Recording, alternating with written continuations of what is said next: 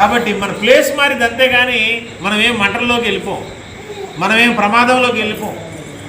మనం రక్షణ పొందుకున్న బిడ్డలం కాబట్టి, యేసయ్య బిడ్డలం కాబట్టి, దేవుని బిడ్డలం కాబట్టి, ఆయన రక్తంలో మన జీవితాలు కడుక్కున్నాం కాబట్టి మనకు ఒక గొప్ప ధైర్యం, గొప్ప నిరీక్షణ ఉంది. ఏంటో తెలుసా? మనం ఏ క్షణంలో చనిపోయినా కూడా ఎక్కడికి వెళ్తాం? నరకానికా? పరలోకానికి. కాబట్టి మనం చనిపోయినా దేవునికి స్తోత్రం, బ్రతికున్నా రేపు మళ్ళీ దేవుని స్తుతిస్తాం. మనం దేవుని మందిరానికి వస్తాం, దేవుని కోసం బ్రతుకుతాం, ఆయన కోసం సాక్షులుగా మనం జీవిస్తాం. కొంతమంది అనుకుంటున్నారంట, నేడైనా రేపైనా ఒకనొక పట్టణానికి పోయి 1 సంవత్సరం ఉండి వ్యాపారం చేసి లాభం సంపాదించుకుందాం రండని మీరు సంవత్సరం గురించి ప్లాన్ వేసుకుంటున్నారు కదా. అసలు రేపేమి సంభవించునో మీకు తెలియదు.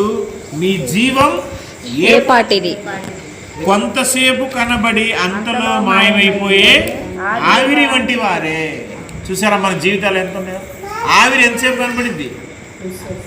ఇప్పుడు పొయ్యి మీద అన్నం ఉడుకుతూ ఉందనుకో, పొగలు వస్తూ ఉంటాయి కదా పైకి, ఆవిరి. ఆ ఆవిరి ఎట్ట వస్తుంది? మాయమైపోతాం. అలాంటి బ్రతుకులే మన బ్రతుకు. మన గొంతులో ఉన్న ప్రాణం ఏ టయాన్ని వెళ్ళిపోద్దో కూడా మనకు తెలియదు.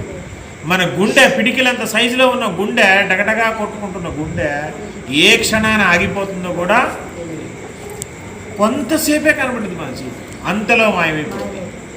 ఆవిరి వంటిది, నీటి బుడగ వంటిది మన జీవితం అన్నమాట. నీ చిన్న జీవితం కోసం నీ ప్లాన్ చూస్తే ఎంత పెద్ద ప్లాన్ వేసుకున్నావు తెలుసా? సంవత్సరం దాకా వ్యాపారం చేసి లాభం సంపాదించుకున్నారు మీరు అనుకుంటున్నారు.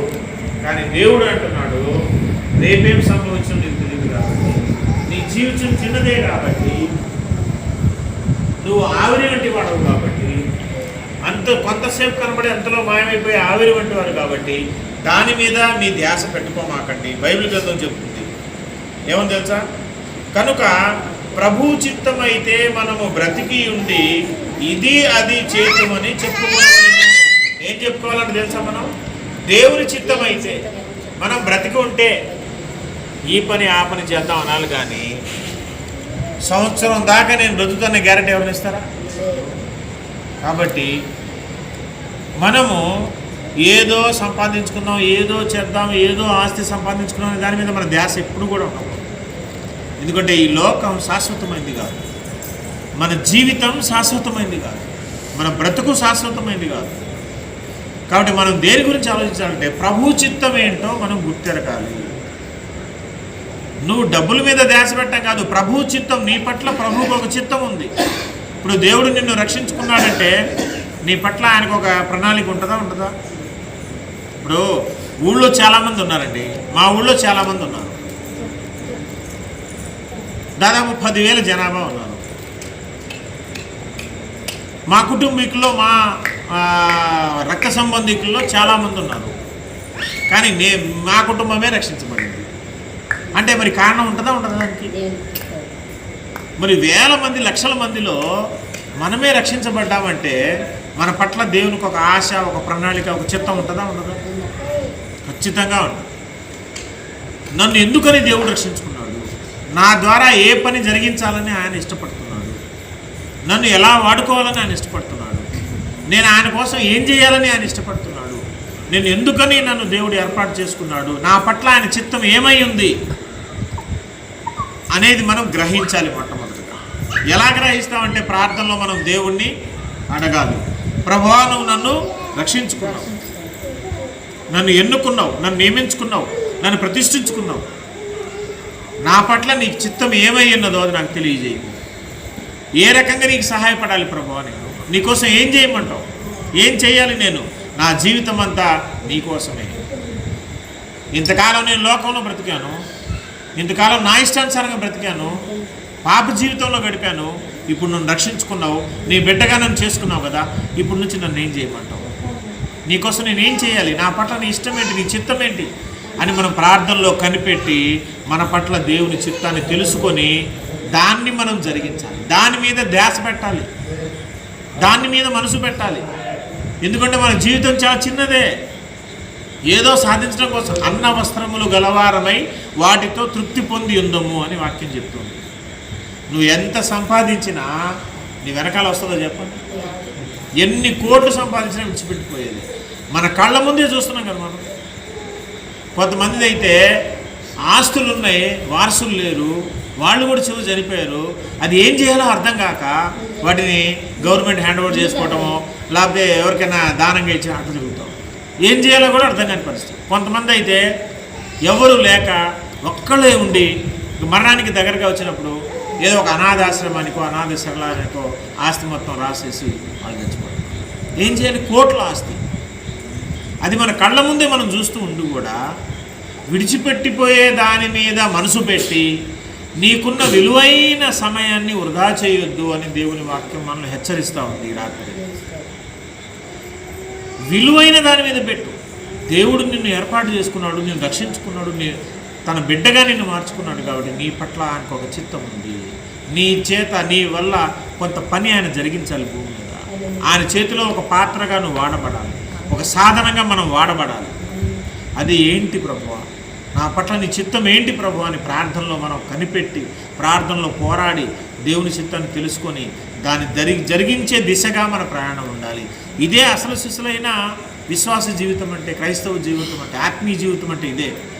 యేసయ్యలోకి వచ్చిన తర్వాత కూడా ఈ లోకం అంతా అశాస్త్రం అని తెలిసిన తర్వాత కూడా మన ప్రాణం ఇంతలో కనబడి ఎంతలో మాయమైపోయి ఆవిరింటిదని తెలుసుకొని కూడా మరలా ఈ లోక బంధాల మీద, ఈ లోక ఐశ్వర్యం మీద, ఈ లోక అందచందాల మీద విడిచిపెట్టిపోయే దాని మీద మనసు పెట్టి ఏదో చేద్దాం, ఏదో కొనుక్కుందాం, ఏదో సాధిద్దాం అనుకుంటే నువ్వు సాధించేది ఏం ఉండదు. నువ్వు సాధించే లోపే గుట్టుకున్న నీ ప్రాణం ఎప్పుడో వెళ్ళిపోతుంది.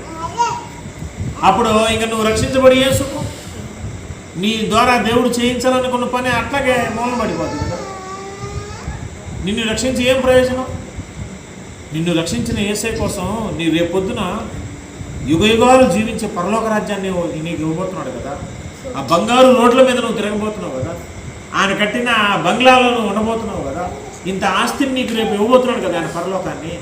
మరి అంత ఇవ్వబోయే దేవునికి ఈ భూమి మీద నువ్వు కొంచెం కూడా పనిచేయాలి ఆయన కోసం చేయాలి కదా. మరి అదే కదా న్యాయం. ఇంత ఆస్తిని రేపు ఇవ్వబోతున్నాడు. మరి 10 మంది మనలాంటి సహోదరులు సత్యం తెలియక, రక్షకుడు తెలియక, నిజమైన మార్గం తెలియక బొమ్మలను మొక్కుతూ, చెట్లను మొక్కుతూ, మాయారూపంలో మొక్కుతూ, నిజానికి దేవుడు కాని వాళ్ళని దేవుడు అనుకోని మాయలో భ్రమలో లోకంలో బతుకుతూ ఉంటే, జీవితాలను పాడు చేసుకుంటూ ఉంటాయి. అలాంటి వారికి మరి యేసయ్యని గురించి చెప్పవా? యేసయ్య ప్రేమ గురించి చెప్పరా? ఇదే ఆయన పని. ఆయన పని అంటే ఏంటి తెలుసా? మనం పొందుకున్న ఈ రక్షణను అనేక మందికి పరిచయం చేయాలి, చెప్పాలి. కొంతమందినైనా సరే మనం రక్షించాలి, రక్షణలో నడిపించాలి. ఇగో నా ద్వారాగా పలానా వ్యక్తి దేవుని నమ్ముకున్నాడు అని రేపొద్దున నువ్వు ధైర్యంగా సాక్ష్యం చెప్పగలగాలి దేవుని ఎదుట. ఇగో పలానా వ్యక్తిని నేనే నడిపించాను ప్రభావ, ఇగో ఈ వ్యక్తికి నేనే సువార్త చెప్పాను ప్రభావ, నేను చెప్పడం వల్ల అతను చర్చికి వచ్చాడు, రక్షణ పొందాడు, అతని ద్వారా అతని కుటుంబం రక్షింపబడింది, ఈ కుటుంబం అంతా రక్షింపబడటానికి కారణం నేనే ప్రభావ, నేనే సువార్త చెప్పాను ప్రభావ అని రేపు పొద్దున చెప్పుకోవడానికి ఉండాలి కదా.